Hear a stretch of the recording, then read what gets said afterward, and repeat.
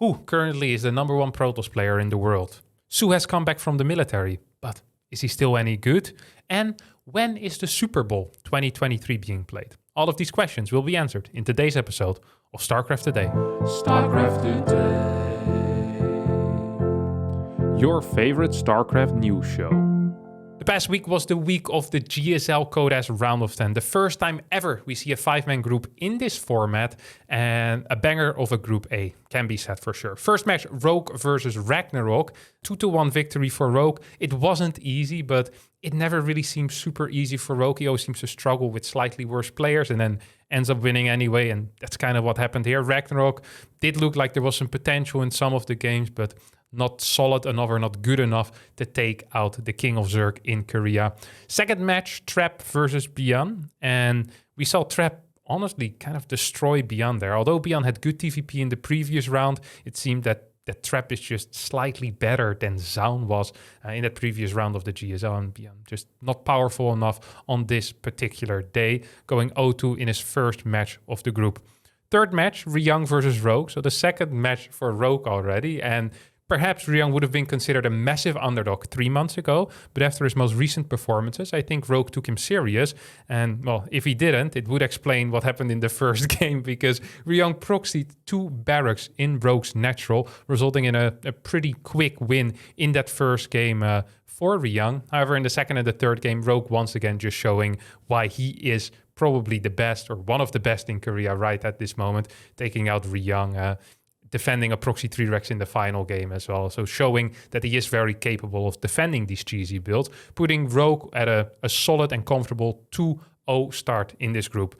Now, the fourth match in this group, in my opinion, was the biggest upset, as I believe that Trap still is one of the top 3 Protoss in the world probably. And Ragnarok, I don't really count as a top 8 Zerg in the world, maybe top 8, top 7 in the world. Managing to take out Trap 2-0 was a huge surprise for me. And I think for a lot of people, and Ragnarok maybe making the run of a lifetime right now, showing decent games against Rogue, taking out Trap in that first match, puts him at a pretty decent spot in this group to at least advance into the top 6. And in the final match of this group, another upset as Ryung managed to take out Beyond. A little bit of cheese in that first game, but also a very solid mid to late game in the third game, showing that he's capable of fighting with the best. And he can take them at any point in the game. Early, mid, late, it doesn't matter. So Ryung, definitely someone to keep an eye on. And that leaves us with Rogue in the #1 spot, Ragnarok, Ryung, and Trap kind of tied for second spot with that 1-1 score, and Beyond currently in last place with 0-2. But of course, everything can change. 2 more matches are to be played in this group. That is next Monday. Upcoming Thursday, we will see the first 2 matches of Group B. So I'm very excited for that. Moving over to the Caster Civil War, the 8 caster captains picked their team, and we saw the first few matches in the past week, and it's been an absolute blast to watch. So many high-level games, lots of prepared build orders, and after a couple of play rounds, we see who the greatest picks are. Hero in the #1 position currently with a 5-1 score, only dropping a single map to max spec so far, and that actually allowed him to overtake Zest in the illegal lag rating as the #1 Protoss player. So I think less than a year after his return from the military, Hero in the #1 spot, and he really does feel like the strongest Protoss right now.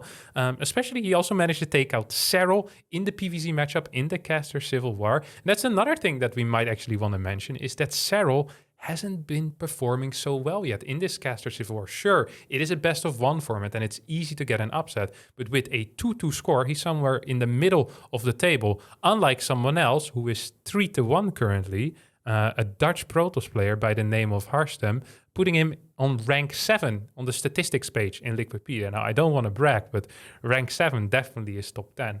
I don't think a lot of people would have put this Harstem feller at top 10 in the world. And he also wasn't a top 10 pick, I'm just saying, maybe next time in the Caster Civil War, they should pick him a little bit faster if he's rank 7 already right now. Like, that's just so crazy to me.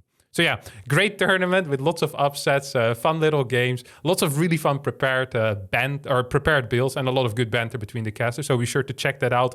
We'll link to the schedule below in the description. Moving on. More good news from Korea as Su came back from the military this week and had a pretty decent comeback performance in the King of Battles 3 qualifier. He managed to take out Solar 2-0, took out Beyond 2-0, narrowly lost to Dark in a 1-2 series, and then in the lower bracket got knocked out by Keen. Perhaps not the greatest performance, but still, for someone that came back less than a week ago, I think it's a very impressive result, and I'm looking forward what he can do in GSL Season 2, and I'm looking forward what he can do kind of working towards that Intel Extreme Masters Katowice, because there's a very good reason that he's considered as one of the greatest Zergs of all time. This week's game of the week came out the ESL Open North America between Scarlet and Beyond, game number 3 on Hardwire. Not starting too hot for Scarlet, but with some good engagement, kind of managing to slowly but surely sneak back into the game. And then there's one moment in the game where Beyond parks his entire army on top of 2 Baneling landmines, and Scarlet does not quite trigger them.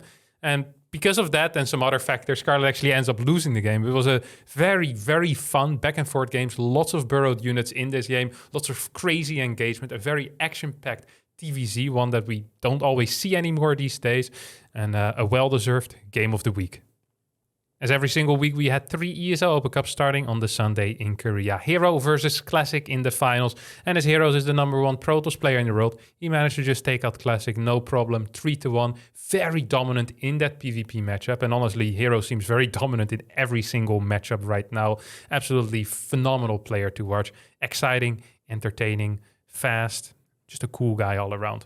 Moving over to Europe, a very stacked lineup. And we saw a final that we hardly ever see. No Clem, no Hero Marine, no Max Specs, but Showtime and Raynor. And what a thrilling and exciting finals that was, ending up in a 3-2, just barely in favor of Raynor. So taking an ESL Open Cup win is not something we see Raynor participate in very often. He tends to prefer just playing the big tournaments, but it's fun to see him enjoy and participate one of these Mondays as well.